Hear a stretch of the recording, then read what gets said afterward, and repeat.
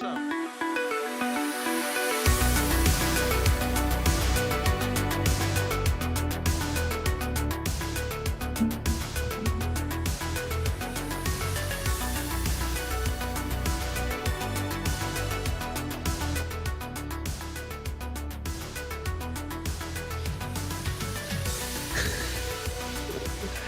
everybody.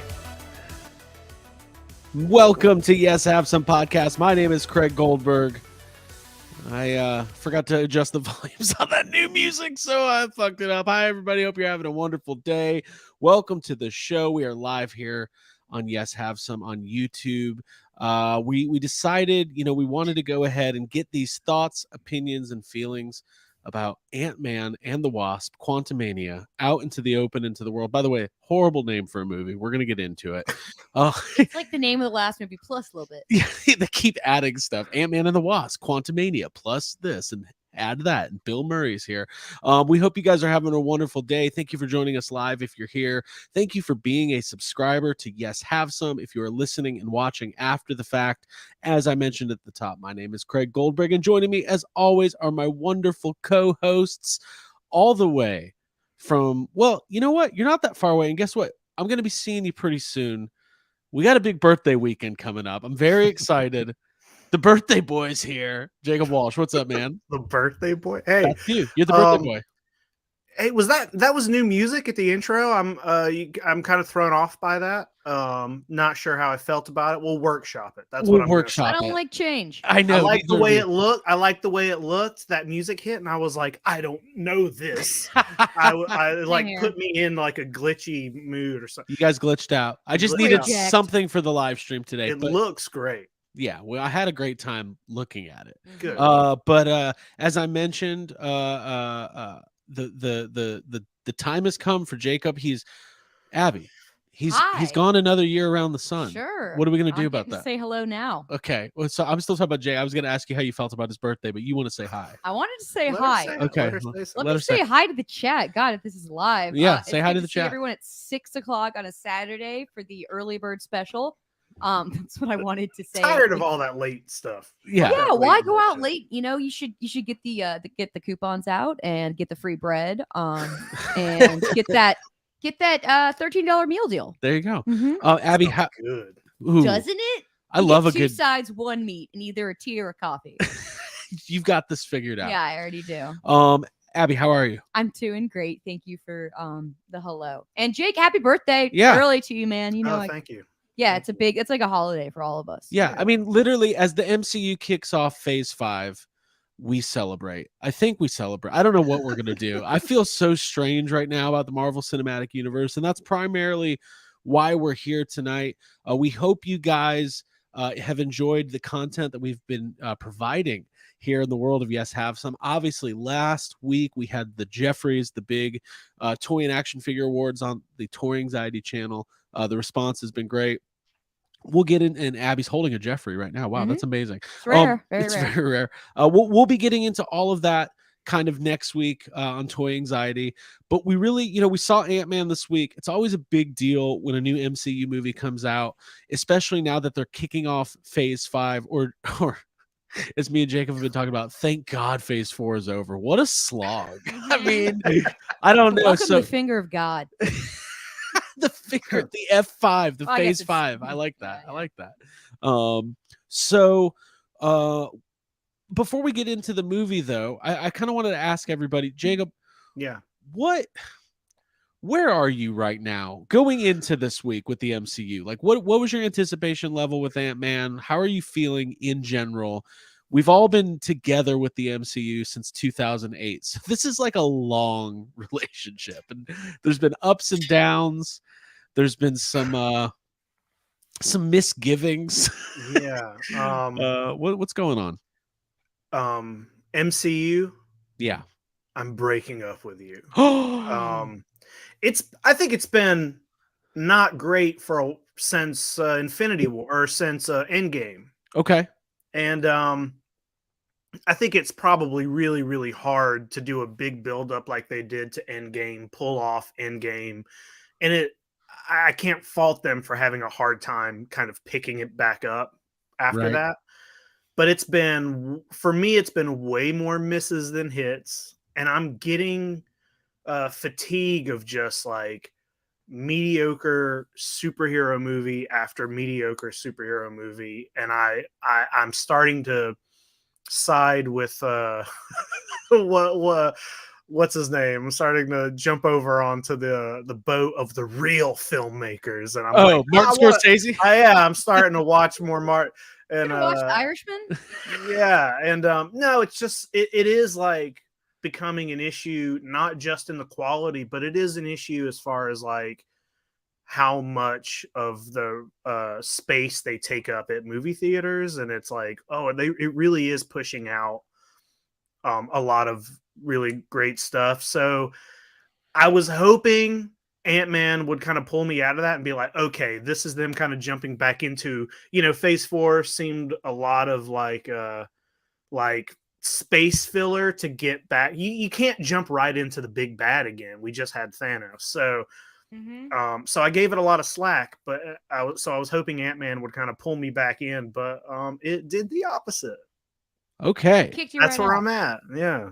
All right. Good. Yeah. I mean, that's good context for this conversation. Abigail? Yeah, I would say that I'm not quite like texting saying it's over. I'm not quite there. I'm like just thinking through some of the things that have happened with Marvel that have made me raise an eyebrow. Like Moon Knight was, I think, the first show that I didn't finish. I was like tracing this back, honestly, when I was laying down this morning. I was like, where did it go wrong? Like, when did this behavior start with Marvel? When did they start being kind of shady and stop being there for me? You start seeing the red flags and you're like, it was so obvious. You made it all the way to Moon Knight. That's impressive, because I was out before. I know you Moon were. Knight. Yeah, I stuck it out. I stuck it out for Moon Knight. I really had high hopes for Miss Marvel. But that was another one that was like just kind of, it just missed the mark for me. Yeah. So yeah, with the TV installments recently from Marvel, I was like, had pretty like tempered expectations about this. The last two Ant-Man movies, I've found Ant-Man to be enjoyable. Paul Rudd's obviously like Ghostbusters icon at this point. We love him. I like that in our world. Yeah. Like literally nobody else in the world would say that, but we're like, I don't think anyone else knows. What do you think about Paul Rudd, Ghostbusters icon, obviously? Yeah. Mr. Yeah. Groob. Mr. Groob. This thing you're showing has Blade before Quantumania. Oh shit! It also has Fantastic Four coming out this year. This is like some old ass Phase 4. Whoops! Yeah. This is like the fan made Phase 4. Okay, I'll. We need Lawrence here to. Yeah, Lawrence. Hope you guys are having a good time in the chat. I'll find the actual Phase 4 listing. That was like an old. I mean, in defense of what I just shared, you don't have to. It might upset us. They did announce Blade and Fantastic Four. I remember it was during Comic-Con, like during the pandemic. Like, it was years ago, it felt like at this point. So Abby, that's interesting though. Like, I feel like for me, Phase 4 definitely had its ups and downs, right? Like, for some of the stuff that I really enjoyed, I'm trying to even figure out what that was. I liked Black Widow. I liked Shang-Chi. I liked She-Hulk. Did not enjoy Moon Knight, really. Did not like Miss Marvel. Was unbelievable. We talked about Thor Love and Thunder. Really let down by that movie. It did not even feel like Taika Waititi. That was not the follow-up to Thor Ragnarok I was hoping for. Multiverse of Madness, I've only seen it once, but I did enjoy that movie. I thought the second Doctor Strange was pretty good. There was some fun stuff in there. But the confusing thing for me is, as the Marvel Cinematic Universe has expanded and we're now in this full, like, when it started off, it was this grounded, you start off with Iron Man and then we have Captain America and Thor, and it gets a little bit more fantastical as you go. I now am at a point where we're watching this multiversal story unfold. And my biggest takeaway as I watched Ant-Man was that this feels like it should be very important, right? If the entire Phase 5 is leading up to the Kang Dynasty movie, and we've got all these announcements, all these new Avengers movies and everything else, the gravitas, the importance of what I'm watching on screen, it did not feel like they delivered I want them to show me how important this is and not have Michelle Pfeiffer explain to me how important this is. There was a lot of telling and not as much showing, because I think I agree with you on like some of the Marvel Phase 4 installments. I wanted to hit on and say Shang-Chi is like a very imaginative and original story. That would be probably my favorite from like that entire period. Thinking about how unique the world that they go to in that movie is, and how like different and upsetting and funny and startling and charming the characters are there. This is such a rehash. I'm talking about the Quantumania. It felt like the opposite of unique when it came to the multiverse that they were in. Like the design of things, the amount of punchiness of the characters and the jokes felt like we're just like at the end of the night trying to pump something out here, and it's just not. It just doesn't have the flavor. It definitely felt like the Marvel, 2-hour hit all the points that you need to point or hit in order to move the story to the next chapter. And Jacob, like I guess we could just start getting into it. For me, Quantumania, like I kind of was under this impression 3-4 months ago, like we're not going to elevate Ant-Man in this new chapter in the MCU to it's going to feel more important. This is going to feel like more on that level of Guardians of the Galaxy, more on that level of Thor Ragnarok, even more like Infinity War, because it felt like, oh, the stakes are high. We're going to get that real version of Kang. And like 45 minutes into this movie, I was like, what exactly am I watching? Jacob, was that your experience as well? My experience was that it felt like I was watching an Asylum version of Ragnarok. It felt like they were like, oh shit, let's take Ragnarok and just rewrite it. And because it was like, we're in a weird new place. Here's a bunch of new quirky, fun looking characters that you're supposed to, hey, here's another like warrior woman that's going to be cool. Here's Bill Murray instead of Jeff Goldblum. It just felt so much like they were like, make Ragnarok again, but make it with Ant-Man. Right. And none of the jokes land ever. It's weird. I don't care about any of these characters. I feel like Bill Murray is completely wasted in the MCU, and Modoc, who could have been such a awesome off the wall villain, is a joke this entire film. And he even like dies on a really bad joke.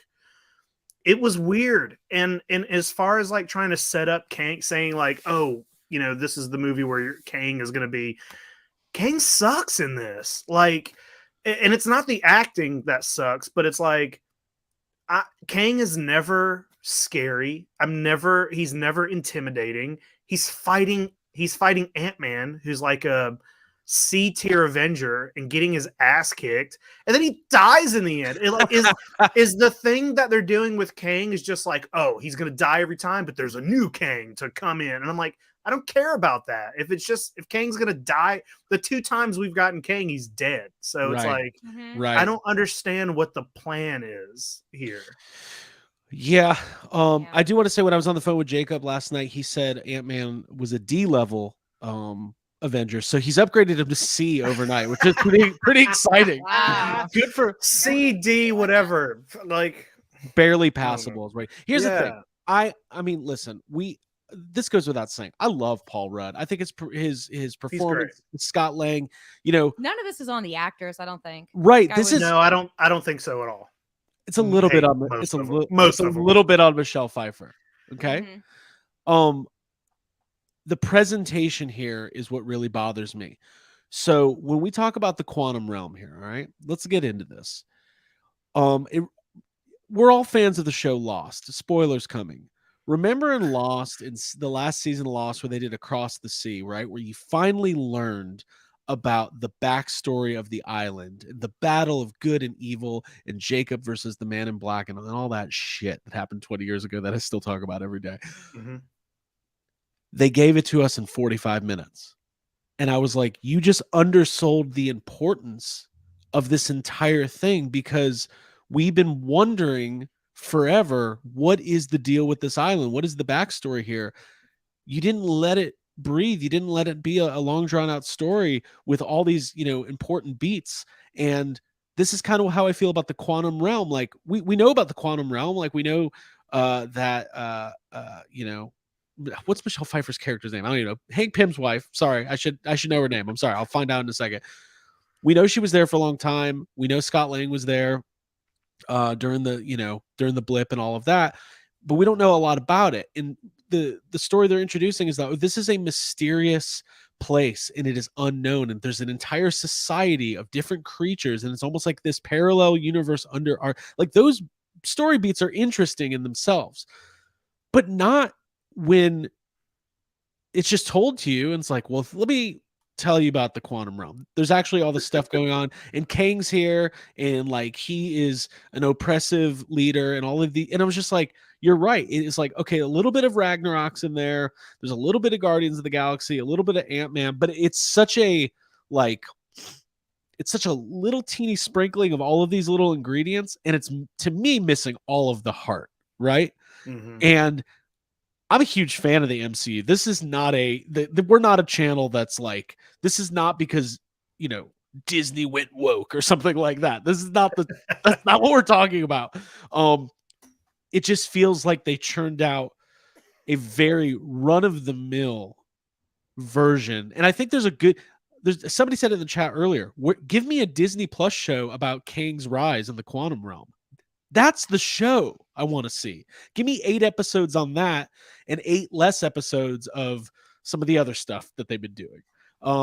Abby, do you have anything to say to that? Like when it comes to the art of up here storytelling and setting a foundation, like you have to set the foundation slowly, and going too fast and having it come out of a character's mouth to say like, oh, when I was back here, this and this and this happened. It's like, it gave me so many flashbacks to Star Wars prequels, honestly, like watching, but not in a good way. Not in a good way, in the way of like, okay, Damn. I'm hearing a bunch of information right now and I'm kind of tuning out.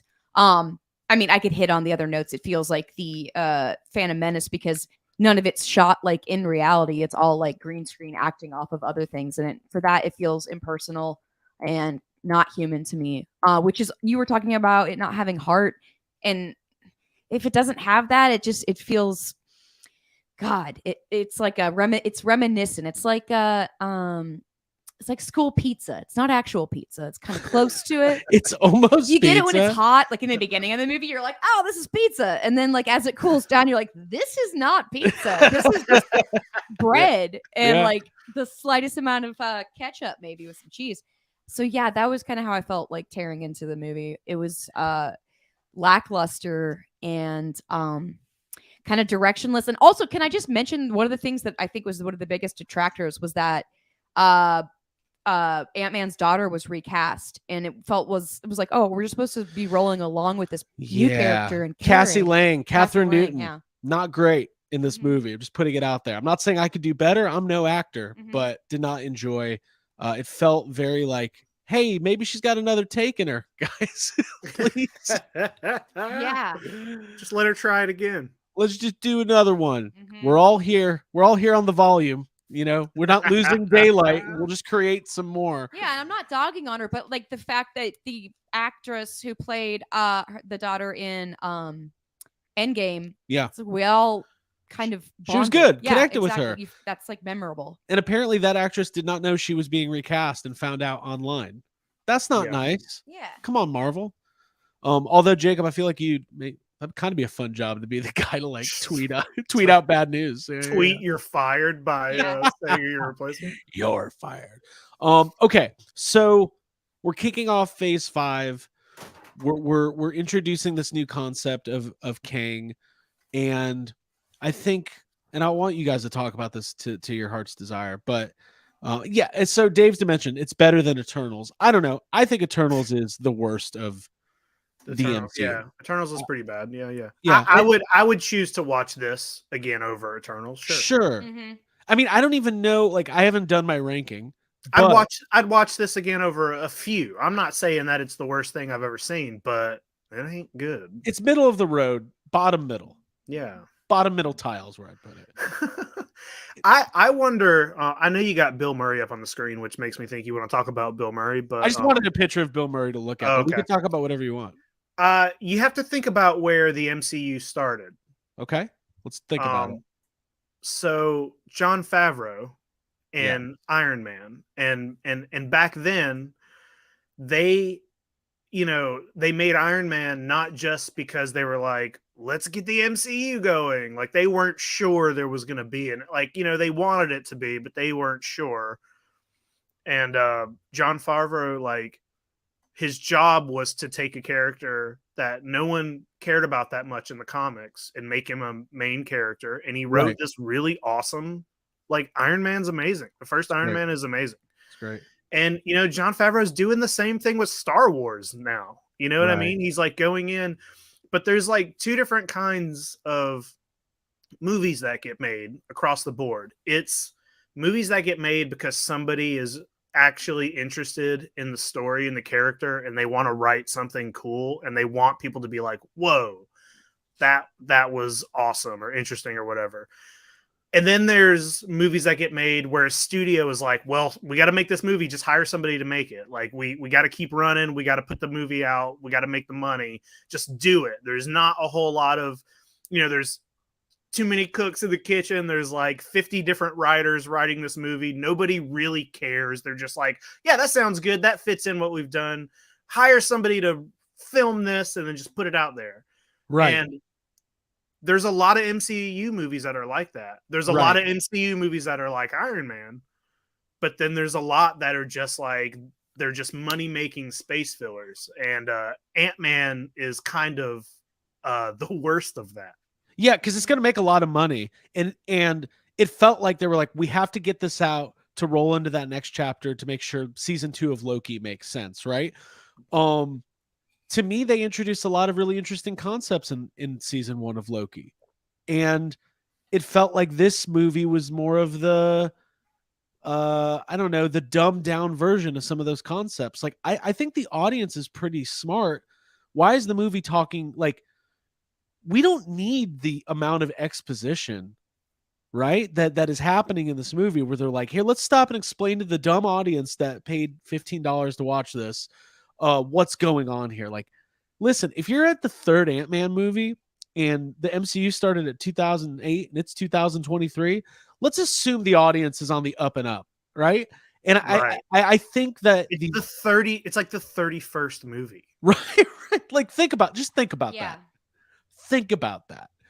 30 plus movies. There's all these shows we've seen in the last 2 years. We got WandaVision, which was, again, kind of a high concept show that didn't talk down to the audience, right? And I really enjoyed that show. And I really enjoyed Loki. And I really liked Falcon and Winter Soldier and all sorts of stuff. But this felt more like very popcorn. Like you're kind of not, you didn't really raise the stakes.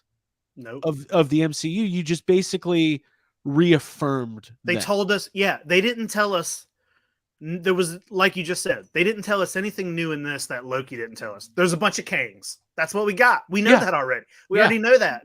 I thought Kang was going to show up in this and be like, whoa, this is the fucking badass Kang that we're worried about. And it's like, oh no, you just ended the fucking after credit scene. I'm spoiling this. I don't care. Oh, by the way, we're spoiling this movie. The after credit scene is just to say, hey, there's a lot more Kangs out there. Okay, the multiverse exists. There's a lot more of everybody out there. I don't care. I've seen 2 Kangs die really easily. How many more do I gotta watch?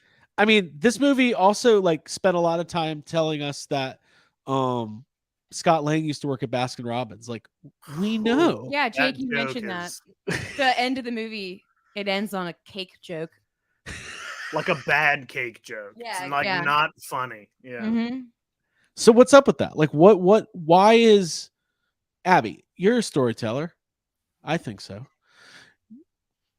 Where do you think, well, I guess we never really answered it. Where are you on the MCU going into this movie? Because I think that also can determine people's, I had super low expectations. Okay, you did going into it. Yeah. Okay, interesting. So it sounds like it met your expectations. Yeah, I'm super lukewarm on the whole thing, to be honest. Like, it didn't fire up my engines to where like I had an investment in Modoc like you did, Jake. Like I didn't feel like they wronged me in this way, or I really just didn't have that high of expectations. And it was so mid-level that I'm trying to get like a strong reaction out about it, but it just was such a meh thing that happened amidst a bunch of other boring movies. And Right. Yeah. What was the last MCU movie before this one? I can't even remember. Wakanda Forever? No. Oh yeah, Black Panther. Oh yeah, it was Black Panther. Yep. That and was then also before that was Multitudes of Madness, right? Multiverse of Madness. yeah, Multitudes of Madness. I like multitudes. Multitudes of Madness. That's what we should call contain this. Multitudes of Madness. But I think there has been I liked Doctor Strange, and I liked No Way Home a lot, and I liked Werewolf by Night. This is not like that was fun. And the Guardians Holiday Special was fun. Yeah, there's been definite bright spots. So Abby, how do you feel when people compared? There's been multiple people I've talked to who have directly compared this movie to Guardians of the Galaxy. No. React. There's one distinct difference between this movie and Guardians of the Galaxy. First off, here's what it is. Everyone in this movie is related by blood, their family.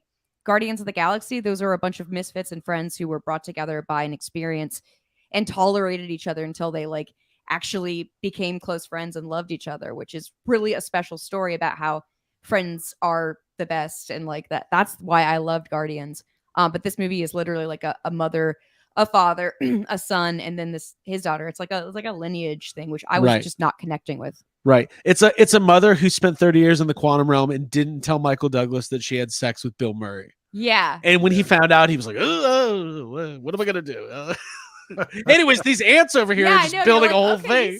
Check out these ants. What the fuck was Douglas is like, well, I don't have my wife anymore, but check out. Yeah, exactly. Look at these ants are building a society over here. Can you believe it? What a weird scene that was. It's just right in the last act of the movie or whatever. Maybe it was halfway through, and it's just more. You think you're over the exposition. You get through the first 30 minutes, which is nothing but exposition. You think you're out of it, and then Michael Douglas shows up to be like, well, you know what? These ants are really smart, and they're so smart that they were able to build this thing, and now they can talk to each other. And it's like, who cares? Smart ants. What does that got to do with anything? What are we doing?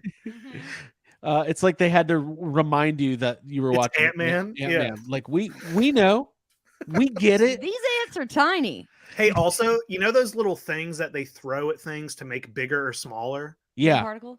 There's 15 close-up shots of those in this movie. It's like they keep pulling them out to throw them at stuff, and it's like they got to show you that that's what's about to happen. And I'm like, oh, okay. So, Jake, we touched on Modoc. Just insert another one of those shots. It's just if you're, well, what's happening? We good? A little internet blip. I think we're good. What happened? Can you hear me? I can. Okay. I think we're good. All good. We touched on Modoc a little bit. Sorry, everybody. This was bad, right? It was real bad. It was so bad that when they introduced who it was, they had to do flashbacks to the first AntMan movie because they were 100% sure nobody fucking remembers this guy. Right? Yeah. Then don't use him. If you have to do those kind of flashbacks, that felt like that takes you out. Hated that. I mean, my thing is if you're gonna get Bill Murray in your movie, why not make him Modoc? Doesn't that make the most sense? Yeah, that would have been awesome. Yeah. My issue is not. It's not that I hated that it was Darren Cross who became Modoc, because that is somebody becomes Modoc. That's what happens, right? Right. Who cares? Sure. But what's annoying is Modoc's. Why is he just like a henchman? His motivation doesn't really make sense in this movie. He doesn't seem to have the same, it's a different backstory, so his powers are different. And I'm like, what is Modoc doing in this? Why is he?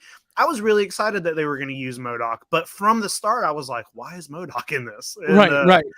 And sure, Modoc is silly looking, but that's part of his thing. He looks weird. He's kind of grotesque.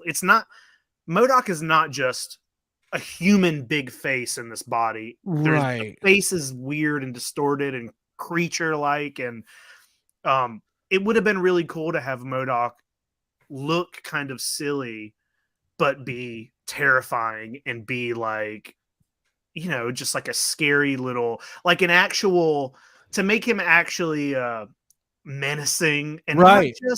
not just a random X character who's like A pompous he asshole. won't talk to you unless you call him Modoc. You know what I mean? I was First like, of what? all, first of all, if you're gonna take an ex Ant-Man villain and make him Modoc, make him Walton Goggins, because that's what I want to see.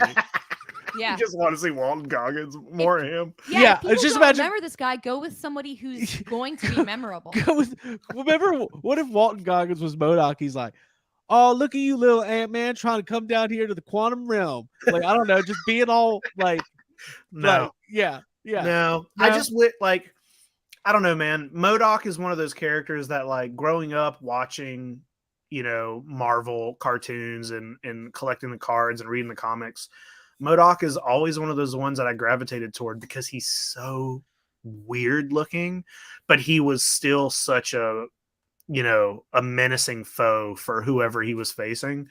So whenever it was like, whoa, they're going to put Modoc in a live action film, it was like, whoa, this is going to be insane. And then it's like, it was just kind of a letdown. It was like, oh, all right. They just killed him off. He doesn't do anything. Remember the first time, so I think one of the things with the MCU is they're really bad about this. Like Modoc, yeah, it's a weird, it's an out there kind of concept. Why not debut him in the real world? Like that gives it more impact, right? Like remember the first time in, what was it, in Infinity War or Endgame? I can't remember which one. I guess it would have been Endgame, where Rocket comes.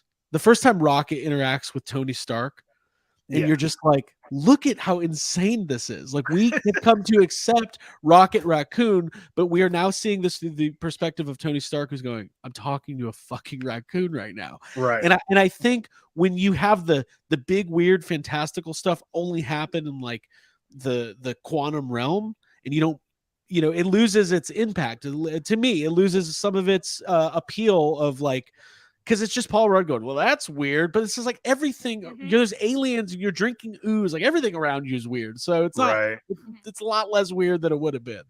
So, anyways, yeah, I do want to talk about Bill Murray because I want to talk about the cast in general. So, Bill. Where do you even start with this, Abigail? What do you? Yeah, I mean, he did the honestly, I feel like it would have been easier for him to do Modoc because it's like just a face and he doesn't have to like show up on set or whatever. Right.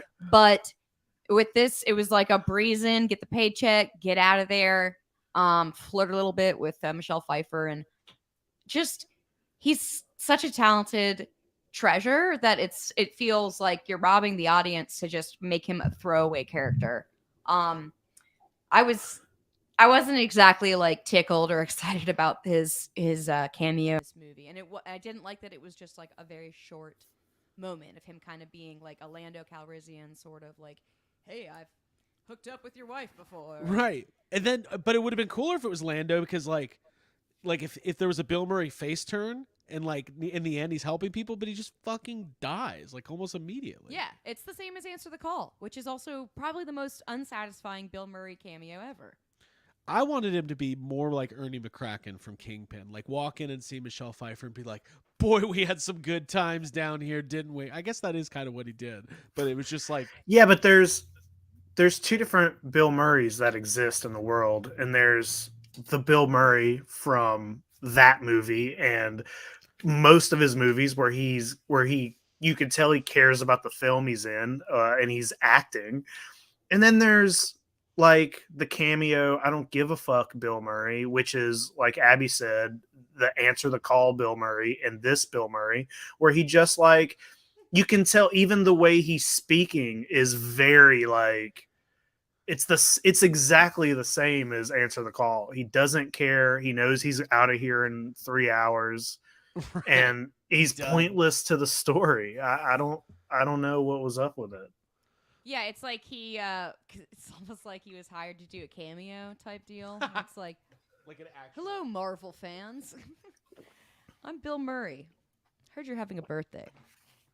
Thank you for turning my volume up. I can actually hear myself now. I wasn't able to the entire beginning of the show. I wish you would have said something. I tried to. Somebody in the chat said your volume was low, so hopefully it hasn't been too bad for everybody. So, anyways, I again, this is correct. Drifter Comics says Zombieland cameo from Bill Murray, pretty good. I think that's like a top-notch cameo because he's good friends with what's his name from Zombieland, and Woody Harrelson, and he was having fun doing that. He doesn't know what any of this. He doesn't know or care what AntMan is. You know what I mean? He doesn't. No. He doesn't know what he's saying in this movie. Mm-hmm. He's just like whatever. So I think he comes in as Lord Krylar, and the dialogue, like they're doing this thing where like, well, you know, he's bad guy, and they're like, we know you're talking. Who are they talking? We know you're talking about Kang. Like, we know. Stop it. Yeah. And it made it feel so stiff. Like, no one would. Okay, if you were in a society, I didn't want to say that, but if we lived in a society, we were to say, and there was an all-powerful, oppressive ruler, and some new people came in, you wouldn't be like, he's watching us. You'd be like, hey, that fucking guy over there who's a fucking asshole is bad, and we need to be careful. You would seem like you're actually scared of him. Like, why is Bill Murray so playfully like he's gonna kill us all? I'm like, yeah, what? I don't know. So another thing. So this is one thing I wanted to address, and I can't wait to do this because I've been thinking about this a lot. So when the movie was being cast, there's like all these rumors and shit, all the normal stuff, right? And can you guys see this image, the new one? Yeah. Mm-hmm. So this character in the movie plays kind of a cool character. I'm getting the actor's name here. And what is the purpose of this character? He kind of is a translator. He's like a he's a psychic. His point is exposition. His point is to literally say what a character is thinking. Like, right. What's the point of that? Yeah. So this it's just to tell the audience things. So his name's William Jackson Harper, right? And Midsummer. Right. Dude, there you go. He's a Midsummer. Okay. He's a good actor. He's awesome. He's an awesome actor. Mm-hmm. And he's given really shit dialogue. But during the production of this movie, like there was all these. This is why I want to make a little PSA to the internet.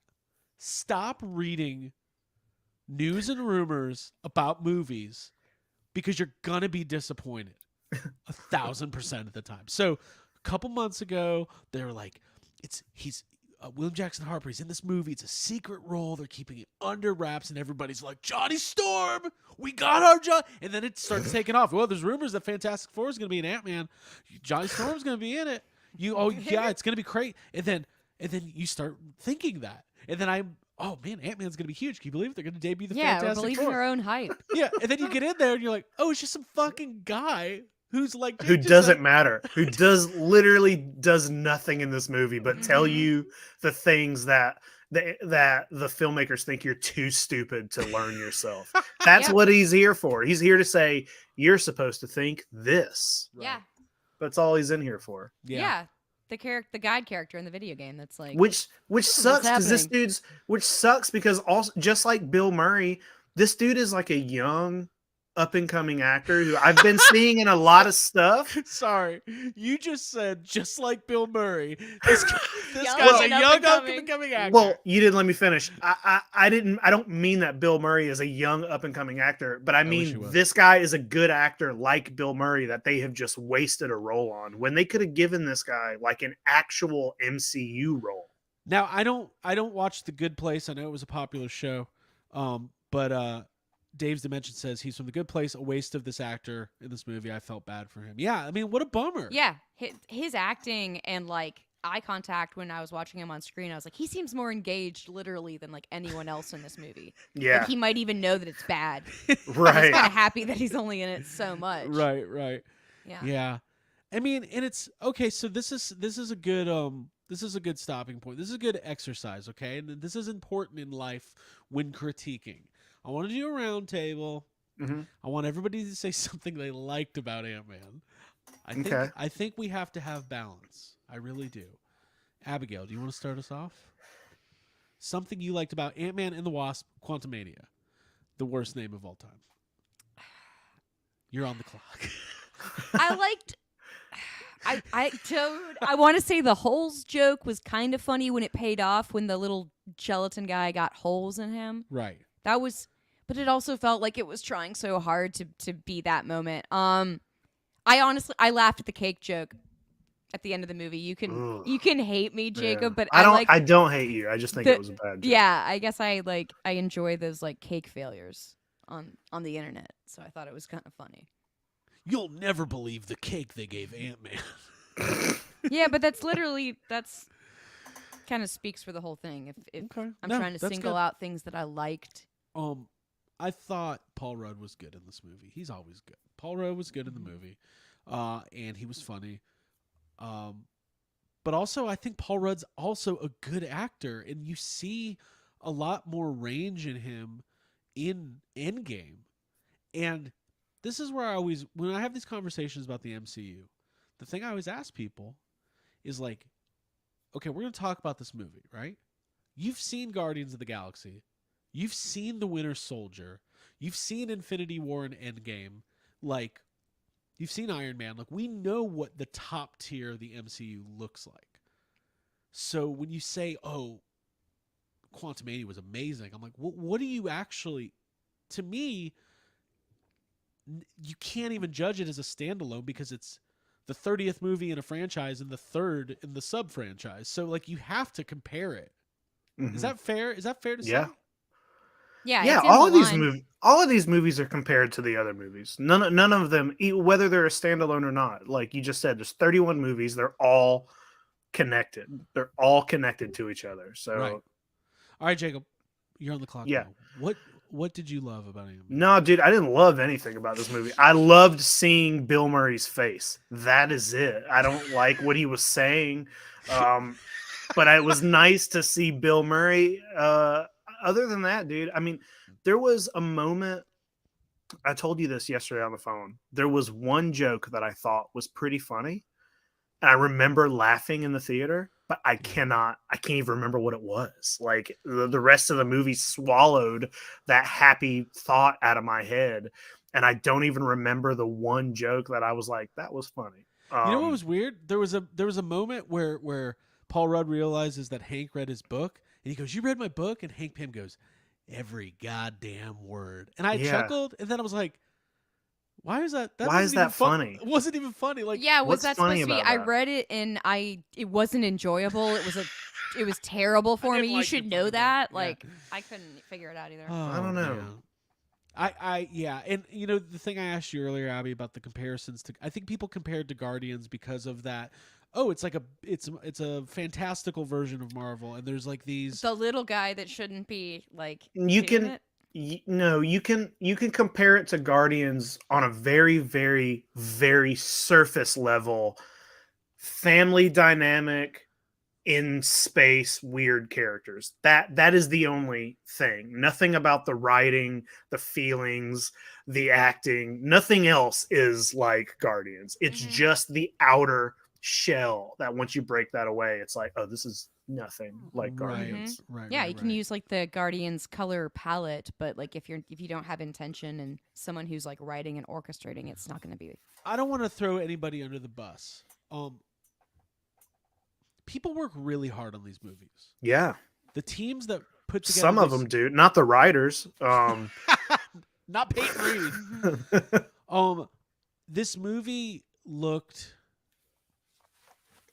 I wasn't impressed. Not that I've like. It's hard to be impressed by VFX in 20. Hold on, can I say something? Oh, sorry.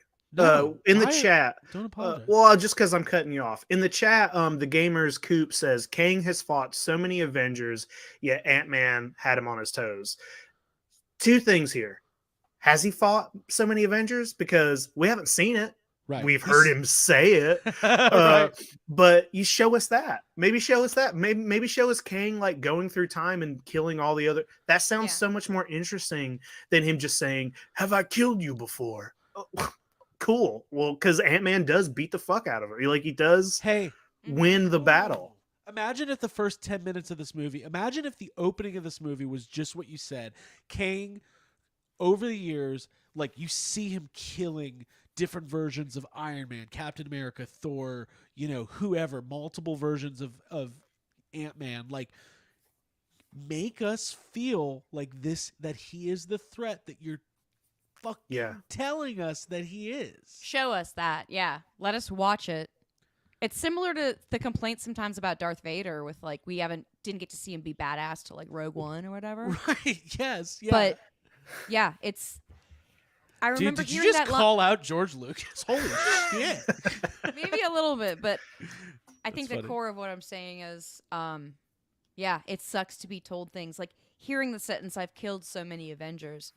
It makes my mind go, wait, pause, hold this fucking movie because which ones when? Because I'm an uninformed party that wants to like see some of this and understand it and believe it. I can't believe it if it's just like another like maybe unreliable source talking. Like they're just telling us what the stakes are, and we're supposed to just buy into it, other than them showing us what the stakes are. Yeah, Funny and comment. feeling the stakes. Drifter Comics says, so basically X-Men Origins Wolverine opening sequence, but Kang. Listen, I am never going to be advocating for more X-Men Origins Wolverine, but no, don't show me anything like that ever again. But by the way, I want to thank we did this kind of on a last minute whim, and there's a good amount of people here hanging out and watching, so we appreciate you being here. Make sure you hit that like button, help us with the engagement here on the YHS channel, and leave a comment. Let us know how you're feeling in the chat about the future of the MCU. Let's talk about the future of the MCU a little bit. So we know Guardians is next. This is James Gunn's final, probably final MCU movie. He's closing out the Guardians trilogy. There's a new trailer out. Abigail, walk me through where we are. I need you to tell me. Dude, well, how I'm Abigail kind of couldn't see the trailer because I was crying because I was so moved by it and I'm so excited to see it. Maybe that's why, like, seeing Ant-Man afterwards was like, sorry, keep going. Such a downer in comparison. The Guardians of the Galaxy Volume 3 trailer there's reveals of like new creatures. Rocket has some sort of a new friend that's like looks like an otter. Just seeing those two on screen is emotionally moving for me to see that Rocket is going to form a friendship like that. That makes me concerned for his like character and if he's going to make it out of this movie, knowing this is the third installment. I really love all of the Guardians. I would really hate to lose one. But I think we're losing a couple. Yeah, but we look at fucking the sequel of Volume 2. It was like, oh, bye, Yondu, by the end of that, which was really a devastating end to the movie, but it was also poetic and had like an uplifting sentiment to it. It's a great trailer, knowing James Gunn's direction and just his closeness to the characters, that he's selecting the music that's playing, that he's written the lines, and it's not just either ad-lib or first take on a joke. It's going to be something that legitimately makes him laugh, makes Sean Gunn laugh. Like, I am very excited. And yeah, the trailer looks incredible. I was doing this and getting excited in the theater. Yeah.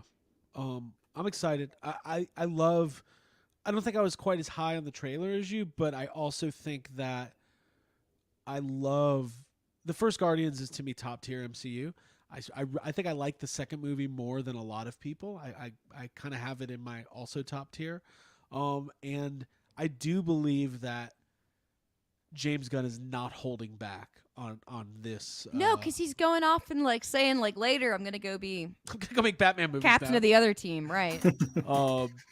But my hype for Guardians will be significantly higher than it was for Quantumania. Yeah. Mm-hmm. Yeah. Yeah, it's like we kind of had to get through this one. Everyone sort of slept on it, even the people making it. Not to say that they there wasn't a lot of effort and work, but it just kind of feels like they're like, oh, let's just get past this because we're moving on. Just got to get to Loki 2. And by the way, the post-credit scene is just a scene from Loki 2. What the fuck is that about? Jacob. Yeah. How are you? So the whole concept of this episode is what is going on with the MCU? How are we feeling about it going forward? Where are we with it? Yeah. I don't think I care about it too much anymore. I'll continue to go see these movies. You know, I'm not like, I'm not excited about Guardians. That trailer didn't do anything for me except make me think I've seen this movie before, because it looks exactly like the first one and the second one. And I'm just like, it's just like, what song can we put in here to make everybody feel? It's just like the same fucking shit, man.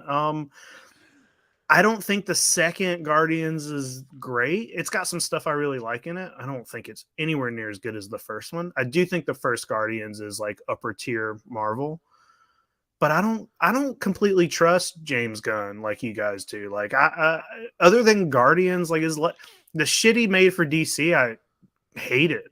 So I don't know, man. I wish him luck going over to DC, and I'm getting kind of excited for the whole like reboot over there.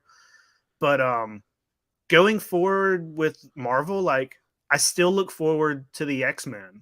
And other than that, I just don't have it in me to get excited for any. There's 31 of them, man, and they're not getting better.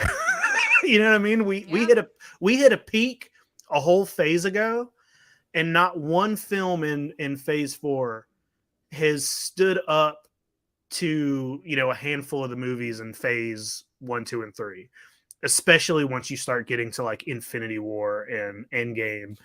And it's like, I don't know, each one my excitement goes down. I'm gonna stick with them and watch them because I like a lot of these characters, but dude, I don't TB just don't care. So you're making some good points, and I think this is where the number one point you made that I think is really important to highlight is that we have to accept that we've probably seen the best that the MCU is going to be able to come up with, because lightning in a bottle, circumstances, the way that it unfolded, the way the Russos came in and made Winter Soldier, and then they made Civil War, and then they signed the 2-picture deal to do, Infinity War and Endgame. Like, those are extremely talented filmmakers. You had all of the right ingredients happening, and we were seeing these characters for the first time. It was, the first time we've ever seen Captain Marvel, the first time we've ever seen Black Panther, and like now they're all going to team up again. Like, it's like they created Coca-Cola. Yeah. And now we're looking at the Pepsi company trying to figure out what the ingredients to Coca-Cola are. Ooh. Mm-hmm. Those are tough ingredients. Mm-hmm. I've been to the Coke factory, and they keep it guarded.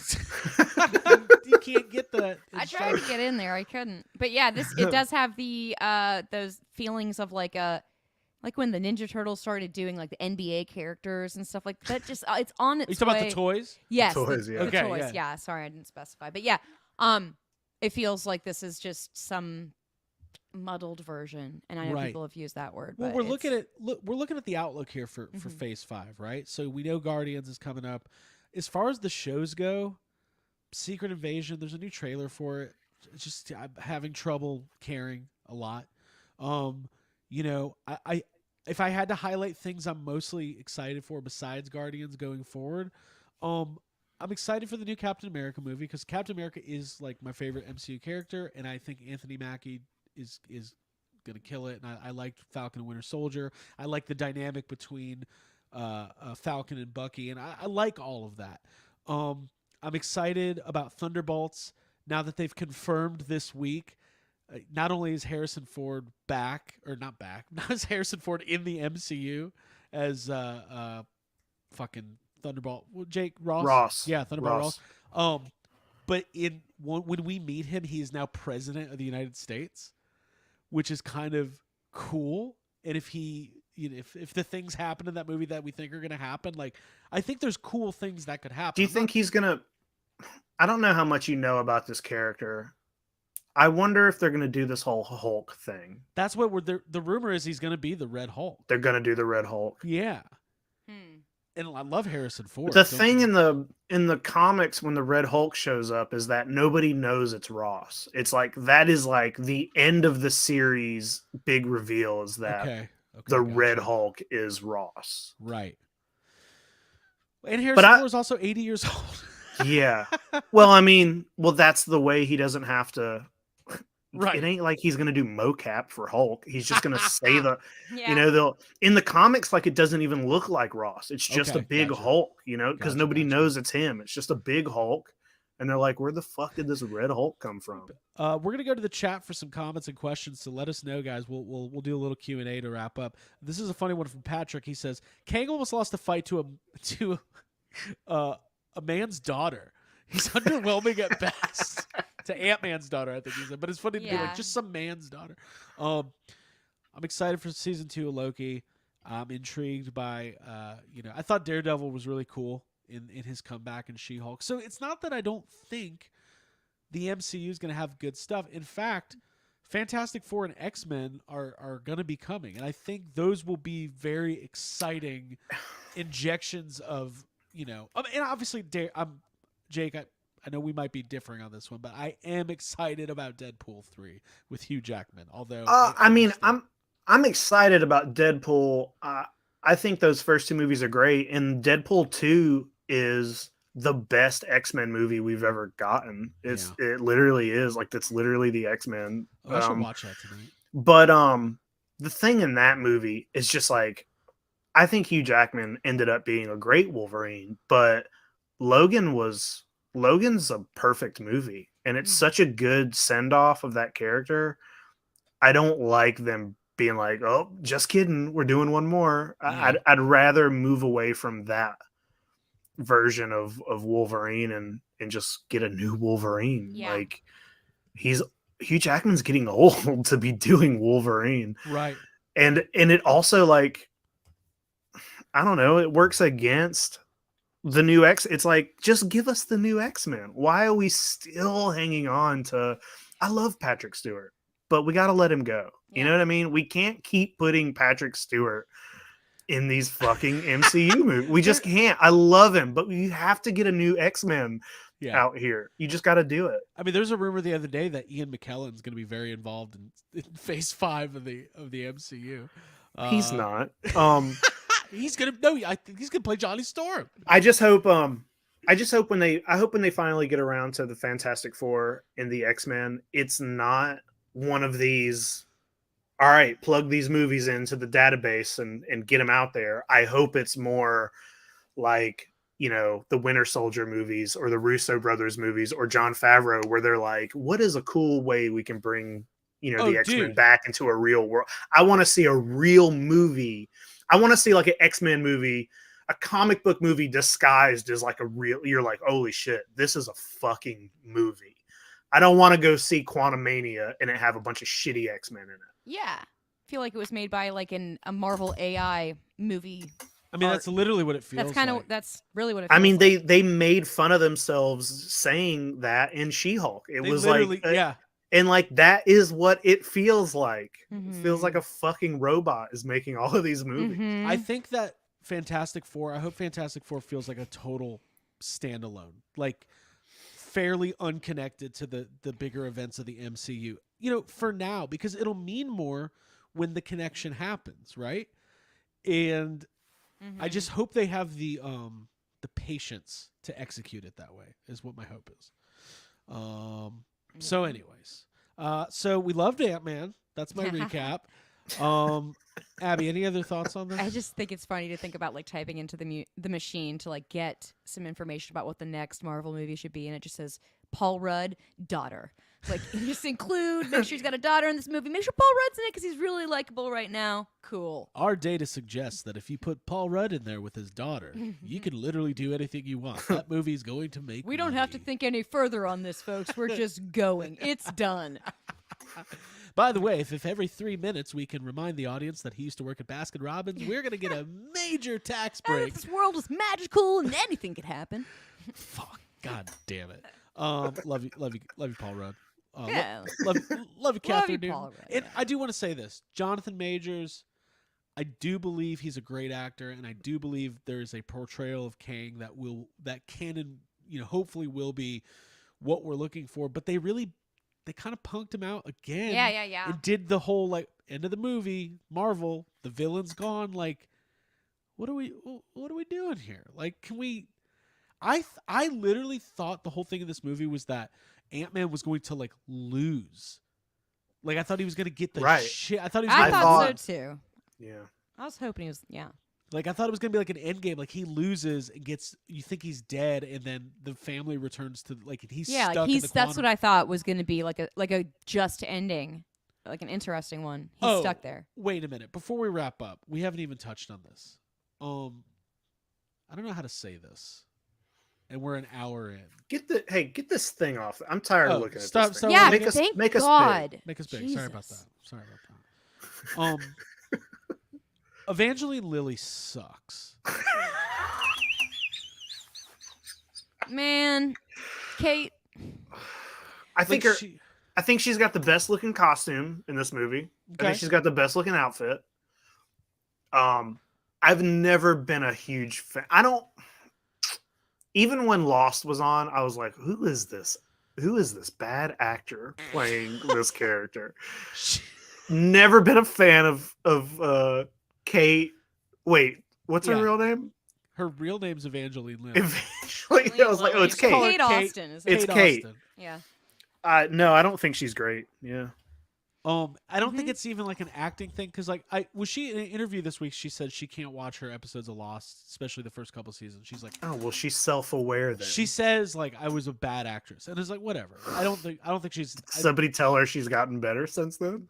You doing pretty good, Wasp. You You're still going, so yeah. got- I just I just like, want to say I loved her. I was enamored of her in Lost, but kind of in going back realized that she's not great. highly articulated. She grew up in my hometown based on some first-hand accounts. I can confirm She sucks. she sucks. Yeah, like rigid, wooden, not relatable as She a was one of human. the she was one of the first celebrities to be like anti-mask, anti-vax. So, anyways, I don't know. I just thought there's too many people in this movie, and it's like I think Michelle Pfeiffer is a good actress. But Abby, you said the other day, like Michelle Pfeiffer is better in a tangible. Doing something and not just saying something. Is that I what was you getting mean? maybe A like, physical role. like a latex suit, maybe I don't know. Just like she's great. I will say she's aged well. She's taking care of herself. No, she Looks look- awesome in the movie. Yeah. All these people look great. This is I mean, it's fine, but her and what's his Mike- name? Hank Pym, Michael Michael Douglas, and Paul Rudd. Like they're all. There's a lot of good actors in this movie, but it's just they don't have. There's That's the nothing for them problem. to Well, work with. Good They're- actors they're- sticking their hands into jelly goo to direct the ship.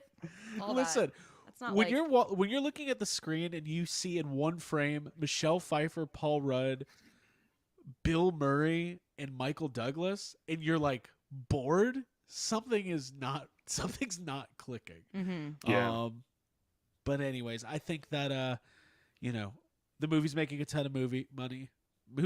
That's what not the real money, but it's making a lot of money, and there's going to be. I'm of a couple minds of this. There are people who are like, "Oh, you just take this stuff too seriously." I'm like, "Yeah, but I've seen Winter Soldier, so I have Well, to." Well, it's not that. Well, that kind of attitude is the reason movies are shitty. That kind of like, oh, you're taking it too seriously. That kind of attitude is the reason we get fucking bad movies because people don't care. They're just gonna shell out their money and be spoon-fed the same bullshit over and over. There's some really, really good Marvel movies out there, and this is not the worst one. I'm not No. saying that this is the worst, Marvel film I've ever seen. It's just like the same crap and a long line of the same crap. Mhm. Well said. Yeah. I don't know. I saw The Fablemans a couple months ago, and like that movie's fucking amazing. So it's like, I know that's a different kind of movie, but it's weird when you watch a movie made by a filmmaker who cares about every single shot, every single aspect. He cares about how many times the camera cuts from one scene to another, the way the camera moves. And in Marvel, in a movie like this, it's just like, do it, Hey, go. I think the only thing that would have made the Fablemans better is if they were like the Incredibles, and you find that they're all superheroes. Wow. Okay, so guys, before we wrap up, we want to say if this is your first time watching, welcome to the channel. Make sure you hit the subscribe button. Make sure if you're listening on iTunes or Spotify, wherever you get your podcasts, you subscribe. head to iTunes, leave us a 5-star review. Let's go to some Q&A. Abigail, I'm going to put it on you. What do we got here? Drifter Comic question, and I think we should all answer this, not just Jacob. What is the worst Marvel movie you've ever seen? All right. Now, just MCU or Marvel in general? Because those are two. We'll keep it MCU. Keep it because- MCU. Keep it MCU, otherwise people are going to start bringing up Jessica Alba. You want to go first, Jake? Sure. It would probably be like a 4-way tie for me, but I think Captain Marvel was really bad. Eternals was really, really bad. I put Iron Man 3 down there. I did not like the first Black Panther. I think all of those kind of live in this movie. They all kind of live in a bubble at the bottom of the list. Bottom bubble. I also realize saying that I didn't like Black Panther is probably a controversial. A lot of people really, really liked Black Panther. I enjoyed the second one better, but I didn't think it was great either. No, I mean, I think listen, these are fucking comic book movies. Like, again, we take it seriously, but like our opinions are our opinions. Like, there's gonna be people who have like staunch disagreements with what we say, and they're wrong, and that's fine. Okay. I actually made my rankings yesterday. I was anticipating this. I can read my all of them, of all 30. Yeah. Wow. 31. What is it? 31. But a lot of it is like once you get to the middle, it's just kind of like it's all like I don't. Should I say my rock bottom real quick before you do that? Yeah. Eternals. Okay. Yeah. Yeah. Eternals. Like I could probably agree with that. Yeah. So I don't have Incredible Hulk on my list because I only saw it one time and it was That movie's good. 15 that movie years is ago. good. I got to rewatch Ed Norton's Incredible Hulk. Okay. I watched it recently. It's pretty good. I've got my bottom 5 as Eternals, Thor: The Dark World, Black Panther: Wakanda Forever, which was the newer one. The second one, yeah. And then Captain Marvel and Ant-Man and the Wasp. I only put Ant-Man 2 in there because literally if I have no recollection of it, it probably means I hate it. So I agree with all of those. But I like the first Black Panther. I think that we talk the second Black Panther, I think there's a good movie in there, but they just try to do too much. There's just too much going on. But it's crazy because like Chadwick Boseman in Infinity War like literally gets me great. Fucking pumped, and I just like Black Panther in Civil War is awesome. He's so good in there. Get this man his shield. Yeah. Yes. Get this man his shield. We should get him his shield. Abigail, anything else? No, I mean, I don't love having a rock bottom, but when you have 31 movies, like you're gonna have some that are misses or whiffers. For context, my top 5 are Endgame, Guardians of the Galaxy, Iron Man, Infinity War, and the first Captain America. Okay. And I'd say Guardians Volume 1, Volume 2, Ragnarok, Endgame. I know those for sure. I think a lot of people very rarely is somebody like Thor: The Dark World's the top tier of the MCU. It's like okay, get the maybe like a Hal Clay would say something like that. Hal would be like, I don't like any of them. I was like, I hated him. I haven't seen one of those movies. Okay, well, we have a couple more questions, Abby. If you want to address the chat, then we'll wrap it up. We appreciate you guys being here. This is fun. Okay, yeah. Here we go. From T-Mall86, which MCU villain fell short? This Modoc. one, Kang. Modoc? Yeah, Kang. Modoc.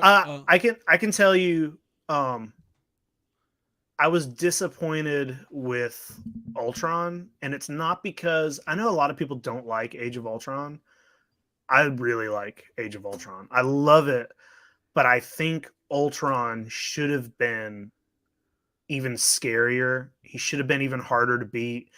And the thing that makes me think he fell short is that one of my favorite things in the comics or the cartoons or whatever about Ultron is that he's impossible to get rid of. You think he's gone, maybe he's gone for a season or two, and then he shows up. You know, he has access to all technology. So you destroy his body, he goes somewhere else. And I always thought it would be really cool if, like, maybe a couple phases down the road, they brought Ultron back and he was like a fucking badass. But they won't do that now because they did that for the cartoon for What If. Right. And it was like, if you've watched all of What If, Ultron ends up like with the Infinity Stones, and he's amazing. And I'm like, that should have been a movie. They should have brought Ultron back. I always wish they would have brought Ultron back. Good answer, I don't think good they answer. will, but I mean, I think a lot of the MCU villains, they serve the purpose to like be there, present a threat, and then die by the end of the movie. I think the what's happened with Loki for starting off as just a straightforward heel, and then kind of being a tweener for so long, and now he's like, just like you're just rooting for him. Like it's been a very interesting path for Loki. But I mean, as far as the big bad, I mean, Thanos is the execution of Thanos was amazing in my opinion, and I think that it's going to be hard to try to do that again. I really do. That's why I think you need like a hero. You need Galactus. You need something where it's like something huge, right? Like something very big.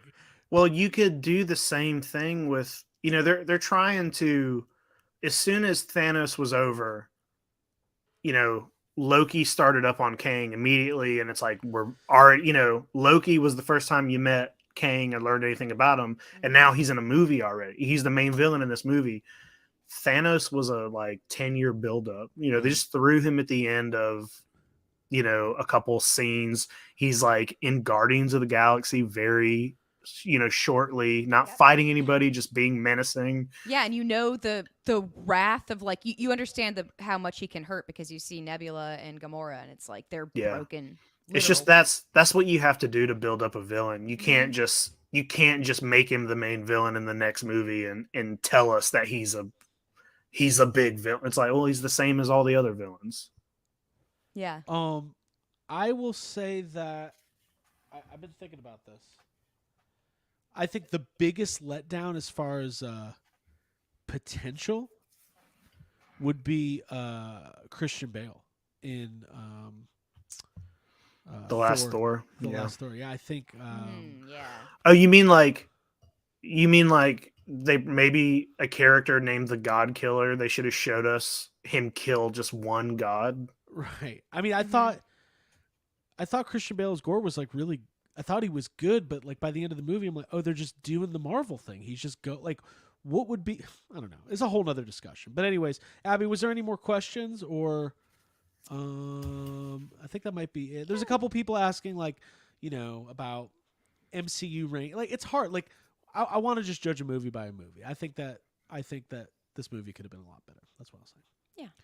All right. There we go. We did it. Yeah. Abigail, final thoughts? Moving forward, I have things that I am looking forward to. The Guardians of the Galaxy Volume 3 for sure has a ton of momentum for me because that was the movie that moved me towards wanting to talk about movies and write about movies and podcasts and all that shit. So it's definitely like it got a deep tie within for me. So I will see that through. I look forward to what James Gunn will be doing with DC, honestly. And I might need to take a little bit of a break from Marvel emotionally. Well, I mean, DC, listen, I think we know DCEU has been a friggin' mess for a long time, but I think inevitably there was going to be a little bit of a sway. That's just how these things work, right? Mm-hmm. I mean, look at from 2000, like when the Dark Knight movies were huge, like Marvel didn't have much going on until Iron Man started, right? It's not like people were like, man, Fantastic Four, Rise of the Silver Surfer was pretty good. Like nobody said that. Those words never did come out of anybody's mouth. Like nobody was, until a year ago, nobody was like, I like Andrew Garfield as Spider-Man. But like, again, the tides turn. God, yeah, people absolutely. Yeah. Time heals all wounds. So I think with the Flash coming up and with the reboot of the DC, we could, it's still up to DC and Warner Brothers to put out quality movies, but we'll, James Mangold, who did Logan and is doing Indiana Jones, is rumored to be doing a Swamp Thing. So there you go. That'd be great. Yeah. That'd be cool. Jacob, I'll throw you for the final thought, man. Yeah, I don't know. I just feel conflicted about all these movies. I'm going to keep seeing them. I want them to be good. I want them to get better. It's just a bummer to see them not do that. So I don't know. We'll see. I can't say that I have like huge hopes that they're going to turn it back around and be super amazing again, but maybe it takes them maybe it takes a string of movies getting like really awful reviews for them to be like, okay, okay, let's sit down and rethink our I don't know, whoever's in control of writing these things. Right. And Well, I so think yeah, I don't know. Yeah, just I still want to see what's going to happen with the X-Men. I'll be here for that. So Yeah. we'll see. Stick around for Rogue. I have had Marvel MCU movies emotionally bring me to tears, right? I've cried really hard at Marvel movies. I've laughed very hard. I've been moved by what I've seen on screen, and to me this movie comes off as just kind of hollow, right? It tries to do some of that, but it just doesn't feel it. And I get it. There's some people who there are people who are like, you would cry at a Marvel movie. Like, there are people who just don't look at this stuff as like it's just comic book popcorn bullshit. Have you seen the cheeseburger scene like, of in what? Endgame? That I'm just saying, like that to make you cry. Like, oh my god! Don't you just brought up the end? I was cheeseburgers. Oh, yeah, yes. Seeing Tony Stark have a heart and go into his funeral fucking sucked. But how good did they all look in those suits? Oh my god, just good looking people. Well, listen, we have a lot to celebrate in the world of movies, TV, toys, and collectibles. So thank you for joining Yes Have Some podcast for another episode. We're going to do some more of these live streams. I don't know. We'll have to figure out some sort of schedule to make sure we give people more than like 2 hours notice. But we're glad you're here. Sure. And we'll see you next time. Make sure you hit that subscribe button. Make sure you follow us on all of our platforms and social media. For Abigail Gardner and Jacob Walsh, my name is Craig Goldberg, saying if you haven't seen AntMan Quantumania yet, it'll be on Disney Plus in a couple weeks. It's okay. I'm just putting it out there. All right. Bye, everybody. Bye, y'all.